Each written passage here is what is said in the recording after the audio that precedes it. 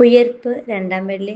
വിശുദ്ധ ലൂക്ക എഴുതിയ സുവിശേഷം 5-ാം അധ്യായം 17 മുതൽ 26 വരെയുള്ള വാക്യങ്ങൾ. തളർവാദ രോഗിയെ സുഖപ്പെടുത്തുന്നു. തളർവാദ രോഗവും മറ്റും അവനവൻ്റെയോ പൂർവികരുടെയോ പാപങ്ങൾ നിമിത്തം അയക്കപ്പെടുന്ന ശിക്ഷയാണ് എന്ന് വിശ്വസിക്കപ്പെട്ടിരുന്നു.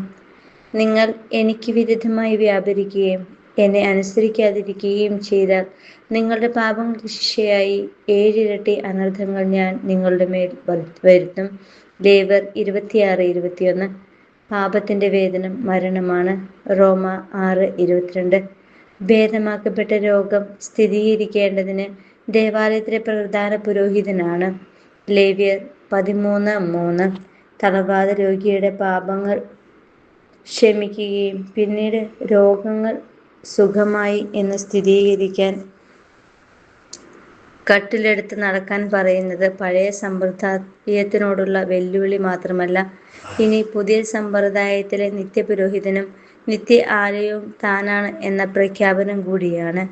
യേശുവിലുള്ള ദൈവിക അധികാരത്തിന്റെ അടയാളവും കർത്താവിന്റെ ശക്തി അവനിലൂടെ ഭരമേൽപ്പിച്ച പുതിയ ഉടമ്പടിയുടെ ഉദ്ഘാടനവും നാം ഇവിടെ ദർശിക്കും.